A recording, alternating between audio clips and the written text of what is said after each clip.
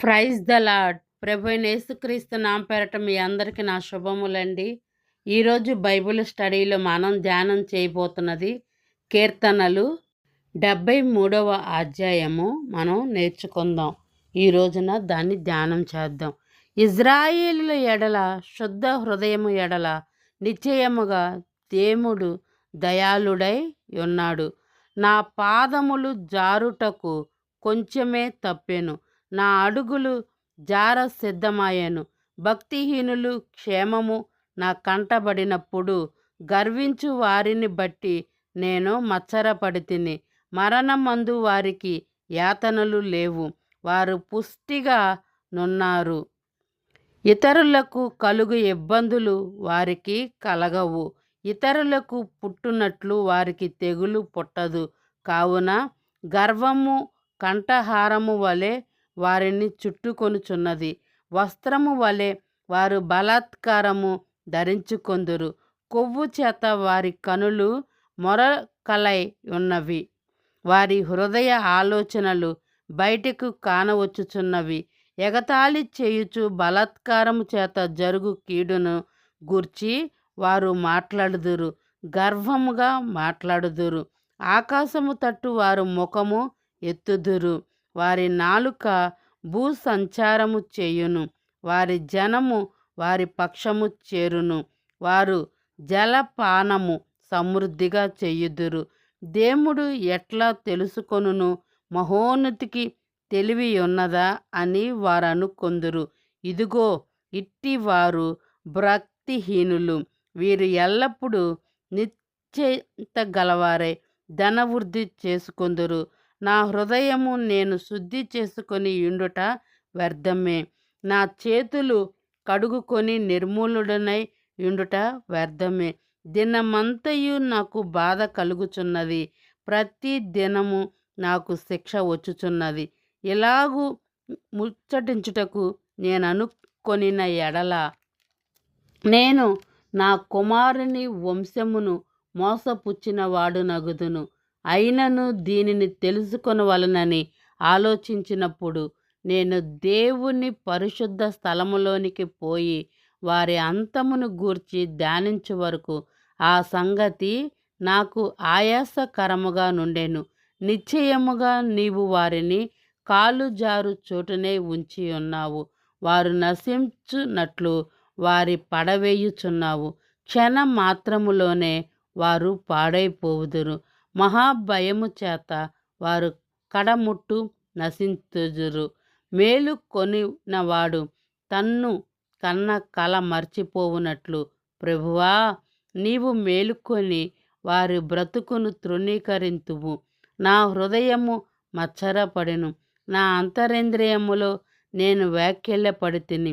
నాకు తెలివి లేని పశుప్రాయుడనైతిని, నీ సన్నిధిని మృగము వంటి వాడినైతిని. అయినను నేను ఎల్లప్పుడూ నీ యొద్దనున్నాను. నా కుడి చెయ్యి నీవు పట్టుకొని ఉన్నావు, నీ ఆలోచన చేత నన్ను నడిపించెదవు. తర్వాత నీ మహిమలో నీవు నన్ను చేర్చుకొందువు. ఆకాశమందు నీవు తప్ప నాకెవరున్నారు? నీవు నాకుండగా లోకములోనిది ఏదియూ నాకక్కరలేదు. నా శరీరము నా హృదయము క్షీణించిపోయినను దేవుడు నిత్యము నా హృదయమునకు ఆశ్రయ దుర్గము స్వాస్థమునై ఉన్నాడు. నన్ను విసర్జించువారు నశించెదరు, నన్ను విడిపించి వ్యభిచరించు వారందరికీ నీవు సంహరించెదవు. నాకైతే దేవుని పొందు ధన్యకరము. నీ సర్వకార్యములను నేను తెలియజేయునట్లు నేను ప్రభువైన యెహోవా శరణజొచ్చి ఉన్నాను. ఈ అధ్యాయంలోని దేవుడు లేనివారు ఎలా మాట్లాడతారో, దేవుడు ఉన్నవారు ఎలా మాట్లాడతారో కూడా మనం చూస్తున్నమాట. గర్వించి బట్టి వారిని మత్సరపడితిరంట. మరణమందు వారికి యాతనలు లేవని, వారు పుష్టిగా ఉన్నారని, ఇతరులకు కలుగు ఇబ్బందులు వారికి కలగవు, ఇతరులకు పుట్టినట్లు వారికి తెగులు పుట్టదు. కావున గర్వముగా వారు కంఠహారం వలె వారిని చుట్టుకొనిచ్చు ఉంటుందంట. అంటే ఇతరుల వలె నేను కాదు అన్నట్టుగా, ఇతరులకు వచ్చిన వ్యాధి మాకు రాదు మాకు అని అంత గర్వంగా వారు ఇక్కడ మాట్లాడతారంట.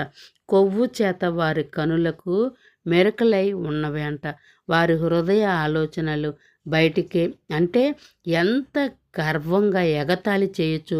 బలాత్కారం చేత కీడును గూర్చి వారు మాట్లాడుతూ గర్వంగా మాట్లాడతారంట. ఆకాశం తట్టు వారి ముఖము ఎత్తి వారి నాలుక భూ సంచారము చేయొచ్చు. జనులు వారి పక్షమున చేరుతారంట. అంటే ఎట్లాంటి వారు, ఎటువంటి వారు వారితోటే స్నేహం చేస్తారు. దేవుడి బిడ్డలైతే దేవుడి బిడ్డలతోనే స్నేహం చేస్తారు. లోకస్తులైతే లోకస్తులతోనే స్నేహం చేస్తారు. భక్తిహీనులంట వీరు ఎల్లప్పుడూ నిశ్చయముగా ధనవృద్ధే చేసుకుంటారంట. ఎందుకని ఇంకా వారు ఎప్పుడు కూడా ఆ ధనము గురించే వాటి గురించే వారు ఆలోచిస్తూ ఉంటారన్నమాట. వారి హృదయము ఏ మాత్రము శుద్ధి చేసుకోవాలని కూడా ఒక్కసారి కూడా ఆలోచించరంట. అది వ్యర్థమేనంట.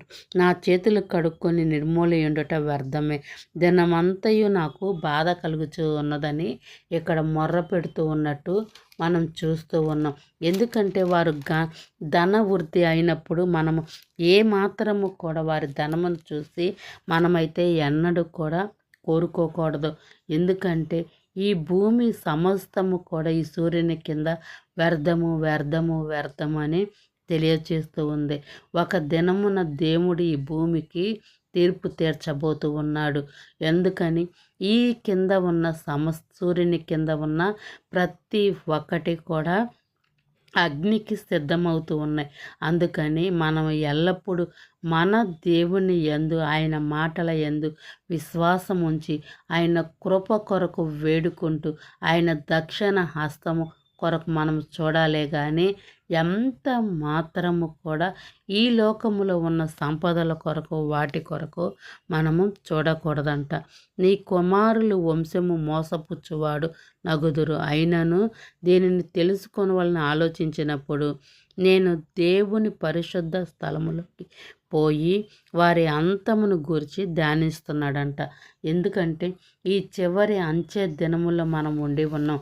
ఎప్పుడు ఆయన రాకడ వచ్చునో మనకైతే తెలియదు. సమస్తము నెరిగినవాడు మన దేవుడే కాబట్టి వారి అంతము ఎలా ఉంటుందా, ఎలా క్షీణించుకుపోతారా, ఎలా నశించుకుపోతారా అని మహాభయము చేత వారు కట్టడము నశించునని ఇక్కడ ఈ రోజున ఎంత పెద్ద పెద్ద ఎత్తు భవనాలు మనం చూస్తున్నాం. కానీ ఒక్క క్షణములో అవన్నీ కూడా బద్దలైపోతాయి. వాటిపైన మన మనసు కూడా ఏమీ కూడా ఉండకూడదు. నా హృదయం మచ్చరపడెను, నా అంతరంద్రములో నేను వ్యాఖ్యలపడి తిని, నేను తెలివి లేని పశుప్రాయుడనైతిని, నీ సన్నిధిలో మృగము వంటి అయితేనని అక్కడ తన్ను తాను తగ్గించుకొని దేవుడికి ప్రార్థిస్తున్నట్టు మనం చూస్తున్నాం. అయినను నేను ఎల్లప్పుడూ నీ యొద్ద నున్నాను, నీ కుడి చెయ్యి నన్ను పట్టుకొని ఉన్నది, నీ ఆలోచన చేత నన్ను నడిపించేదవు, మహిమలో నీవు నన్ను చేర్చుకుందు. ఎంత గొప్ప మాటలో చూడండి. ఆకాశమందు నీవు తప్ప నాకెవరున్నారు, నీవు నాకుండగా లోకములోనిది ఏది కూడా నాకు అక్కరలేదు. నా శరీరము నా హృదయము క్షీణించిపోయినను దేవుడు నిత్యము నా హృదయమునకు ఆశ్రయ దుర్గముగా నా స్వాస్థ్యమునై ఉన్నాడు. నన్ను విసర్జించిన వారే నశిస్తారంట. అర్థమైందా పిల్లలు? దేవుణ్ణి ప్రేమించేవారు, దేవుని పిల్లలను ప్రేమించిన వారు ఎల్లప్పుడూ కూడా వారు వర్ధిల్లుతారు. అట్లాగనే ఇక్కడ దేవుని దూషించి దేవుని పిల్లలను దూషించిన వారిని వారి అంతము ఏ విధముగా ఉంటుందో కూడా ఇక్కడ మనం ఈ యొక్క అధ్యాయంలో చూస్తూ ఉన్నాం. అందుకని మనమైతే ఎప్పుడు కూడా ఆయన దక్షిణ హస్తము వైపే, ఆయన కుడి చేతుల్లో మనం ఉండాలని మనం ఎల్లప్పుడూ కూడా ఆయన ఆజ్ఞలు ప్రేమిస్తూ ఆయనకు నమ్మకమైన జీవితం యథార్థంగా మనము ఇక్కడ మనం ఉండాలి. అది ఒక్కటే దేవుడు మనల్ని కోరుకుంటూ ఉన్నాడు. నాకైతే దేవుణ్ణి పొందు ధన్యకరము, నీ సర్వ కార్యములు నాకు తెలియజేయనట్లు నేను ప్రభువైన యెహోవా శరణజొచ్చి ఉన్నాను. ప్రతిరోజు కూడా మనం ఆయన కృప కొరకు, ఆయన దయ కొరకు మనం వేడుకుంటూ, ఆయన పాదములకు దుమ్మిగా కూడా మనం సరిపోమన్నమాట. అందుకని మనల్ని మనం తగ్గించుకొని ఎల్లప్పుడూ కూడా ఆయన కృప వైపు మన చేతులు ఎత్తుతూ మనం ప్రార్థించుకుందాం. ఎందుకంటే దేవుడికి నమ్మకమైన జీవితము మనము జీవిద్దాం. ఆయనకు మహిమకరముగా, ఆయనకి ఇష్టకరంగా జీవిద్దాం. అర్థమైందా పిల్లలు? గాడ్ బ్లెస్ యూ పిల్లలు. All of you. God bless you.